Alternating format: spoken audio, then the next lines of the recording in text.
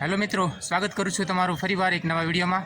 મિત્રો, અત્યારે હું છું પાલીતાણામાં અને આજે આપણે 6 ગામની યાત્રાનો જે મેળો ભરાય છે પાલીતાણામાં એનો આનંદ લેવાના છીએ। તો વિડીયોમાં મારી સાથે અંત સુધી જોડાયેલા રહેજો, આપને ખૂબ જ આનંદ આવશે। તો અત્યારે મિત્રો આપણને જે સામે દેખાઈ રહ્યું છે એ છે શત્રુંજય ગિરિરાજ પર્વત। સામે જે દેખાઈ રહ્યું છે એ છે શ્રી તળેટી। અહીંયાથી પહાડ પર ચડવાની શરૂઆત થતી હોય છે। તો જેવા આપણે તળેટીમાં દાખલ થઈએ છીએ તો રોડની બંને સાઈડે આવી રીતે જોઈતી કરાવતી વસ્તુ, પૂજાની સામગ્રીઓ વગેરે વસ્તુઓ અહીંથી મળી રહેતી હોય છે।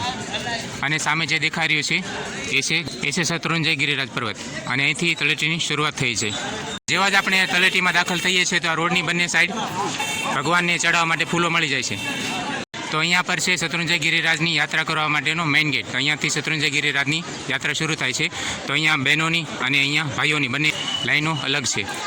તળેટીમાં પ્રવેશ કરતાં જ મિત્રો અહીંયા પ્લાસ્ટિક ઉપર લઈ જવાની સખત મનાઈ છે। તો કોઈએ પણ પ્લાસ્ટિક અહીંયા લઈને આવવું ન જોઈએ। તો જેવા આપણે તળેટીમાં પ્રવેશ કરીએ છીએ તો સામે આવી જાય છે શત્રુંજય તળેટી ગિરિરાજ અને અહીંયાથી યાત્રાની શરૂઆત થાય છે।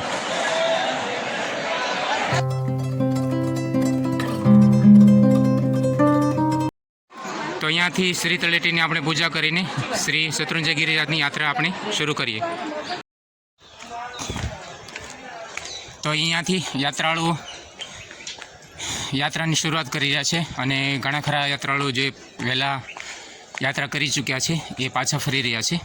તો અહીંયા પર છે શ્રી 108 મંદિર। ત્યાંથી ગિરિરાજ શત્રુંજયની યાત્રા શરૂ થાય છે, પણ આપણે ઉપર નથી જતા, પગથિયા ચડીને આપણે ડાયરેક્ટ મેળામાં જઈશું। ઉપરથી જોવા પર આપણને તળેટીનો કંઈક આવી રીતે નજારો જોવા મળે છે અને આ છે શ્રી તળેટી। અહીંથી પૂજા કરીને આપણે શત્રુંજય ગિરિરાજની યાત્રા શરૂ કરી શકીએ છીએ। તો આવી રીતે કંઈક તળેટીનો નીચેનો નજારો છે અને કંઈક નાની ઉંમરના યાત્રાળુ જે છે યાત્રા કરતા નજરે પડે છે। તો અહીંયા કંઈક યાત્રાળુઓ યાત્રા કરવા માટે શત્રુંજય ગિરિરાજ પર જઈ રહ્યા છે। આપણે શત્રુંજય ગિરિરાજની યાત્રા નથી કરતા મિત્રો, કારણ કે જે પાલનો મેળો છે એ નીચે જ જોવા જ લાયક છે। તો આપણે ત્યાં ડાયરેક્ટ ત્યાં જઈએ છીએ।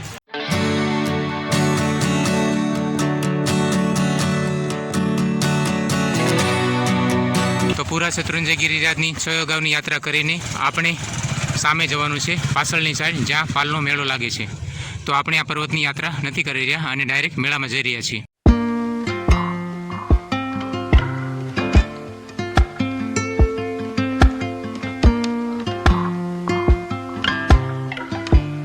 અત્યારે આપણે સામે હતા તળેટીમાં, ત્યાં શત્રુંજય ગિરિરાજની યાત્રા ત્યાંથી શરૂ થતી હતી અને સામે જે દેખાય છે આદિનાથ દાદાના દર્શન કરીને આવી રીતે 6 ગામની યાત્રા જે છે 18 કિલોમીટર યાત્રા કરીને શ્રદ્ધાળુઓ અહીંયા યાત્રા પોતાની પૂરી કરે છે। આ છે લાસ્ટ સ્ટોપ। અહીંયાથી લોકો નીચે ઉતરીને શ્રદ્ધાળુઓ પાલમાં સેવાનો લાભ લેતા હોય છે। તો અહીંયા પાલમાં આપ જોઈ શકો છો, પાલ મતલબ કે મંડપ। તો અહીંયા લોકો માટે રેસ્ટ કરવામાં, આરામ કરવા માટેના પાલ લગાવવામાં આવ્યા છે। ભાતે ભાતના અલગ અલગ પ્રકારના ફળોના, જેવી રીતે કે દ્રાક્ષ, તરબૂચ, ટેટી, સાકર પાણી, દહીં, લચ્છી વગેરે દ્વારા લોકોની સેવા ભક્તિભાવ કરવામાં આવી રહ્યો છે। અને અહીંયા લોકોના રેસ્ટ માટે, આરામ માટે પણ અલગ અલગ પ્રકારના ત્યાં મંડપમાં લોકો આરામ કરી રહ્યા છે। અત્યારે આપ જોઈ રહ્યા છો કે અહીંયા લોકોના મસાજ કરીને, પગ દબાવી, ફૂટ મસાજ કરીને લોકોના શ્રદ્ધાથી ભક્તિભાવની સેવા કરવામાં આવી રહી છે। તો આ મેળાની મને ખાસિયત એ લાગી કે અહીંયા લોકો ખૂબ જ શ્રદ્ધાથી અને ભક્તિભાવથી અહીંયા આવતા હોય છે। એવી જ રીતે દરેક શ્રદ્ધાળુઓના ભક્તિભાવથી સેવા કરવામાં આવતી હોય છે। તો અહીંયા એમ્બ્યુલન્સની સુવિધા છે।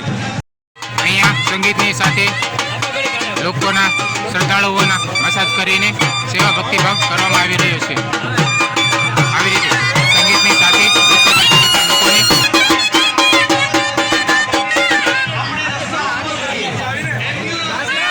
એના દ્વારા ફૂટ મસાજની સેવા આપીને ભક્તિભાવથી શ્રદ્ધાળુઓની સેવા ભક્તિ કરવામાં આવી રહી છે। ગરમી ન થાય એ માટે મોટા મોટા કુલર લગાવવામાં આવ્યા છે। પર આરામ કરવા માટેનો પાલ ઊભો કરવામાં આવ્યો છે। અહીંયા લોકો આરામ કરી રહ્યા છે। ત્યાં પર લોકોનું સંગીતની સાથે ગુલાબ જળ છાંટીને સ્વાગત કરવામાં આવી રહ્યું છે। ફ્રૂટ વેચીને લોકોનું સેવા ભક્તિભાવ કરવામાં આવી રહ્યો છે।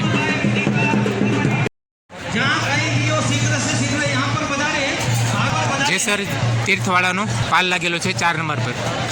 અહીંયા લોકોના વિશ્રામ કરવા માટે પાલ લગાવવામાં આવ્યો છે। તો એ લોકો વિશ્રામ કરી રહ્યા છે, અત્યારે આરામ કરી રહ્યા છે તે લોકો।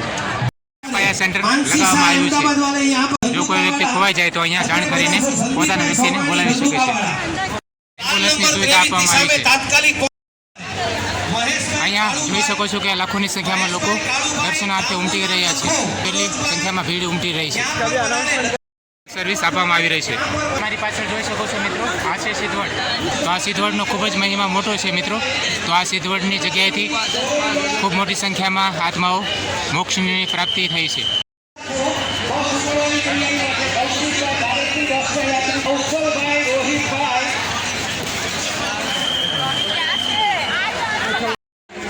આ છે સિદ્ધવડ મંદિર અને આ છે સિદ્ધવડ વૃક્ષ. અલગ અલગ પ્રકારના ડોમ, મંડપ, પાલ લગાવીને લોકોની અલગ અલગ પ્રકારે સેવા કરવામાં આવી રહી છે. મેળામાં આવવા જવા માટે સરકારી બસની સુવિધા આપવામાં આવી છે. તો આ જો સામે દેખાય છે મિત્રો, એ છે શત્રુંજય ગિરિરાજ પર્વત. અહીંયાથી શત્રુંજય ગિરિરાજની તળેટીથી યાત્રા શરૂ થાય છે. 18 કિલોમીટર 6 ગાંવની યાત્રા. એ સામે જે ઉપર જઈને આદેશ્વરનાથ દાદાના દર્શન કરીને આ યાત્રા જે લાસ્ટ સ્ટોપ છે અહીંયાથી પૂરી થતી હોય છે. અને આજે આપણે જોઈ રહ્યા છીએ આપણે આદપરના પાલ ગ્રાઉન્ડમાં. તો આવી રીતે કંઈક પાલ ગ્રાઉન્ડનો નજારો છે, આપ જોઈ શકો છો. મેળામાં લોકોની સુરક્ષા માટે પોલીસનો બંદોબસ્ત ગોઠવવામાં આવ્યો છે મિત્રો. તો આપ જોઈ શકો છો કે આવી રીતે પોલીસ લોકોને મેળામાં રક્ષણ આપી રહ્યા છે. મિત્રો આ છે પૂરું પાર્કિંગ ગ્રાઉન્ડ. જોઈ શકો છો કેટલી મોટી સંખ્યામાં અહીંયા પર વાહનો પાર્ક કરવામાં આવી રહ્યા છે. તો ખૂબ જ મોટી સંખ્યામાં અહીંયા લોકોની ભીડ ઉમટી પડી છે. માટે રમકડા વેચાઈ રહ્યા છે. મેળામાં રોડની બંને સાઈડ આવી રીતે કંઈક ચીજ વસ્તુઓ વેચાઈ રહી છે. આપ જોઈ શકો છો મેળામાં આપણી જરૂરિયાતની દરેક ચીજ વસ્તુઓ સરળતાથી મળી રહેતી હોય છે.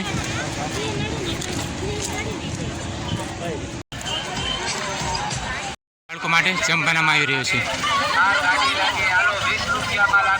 સરસ મજાના ચાવીઓના કિચન મળી રહ્યા છે.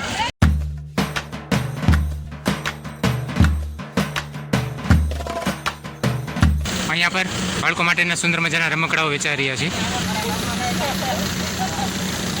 આવી રીતે કંઈક શત્રુંજય ગિરિરાજની યાત્રા શરૂ થાય છે, જે યાત્રા આગળ વધતા અહીંયા પર પૂર્ણ થાય છે.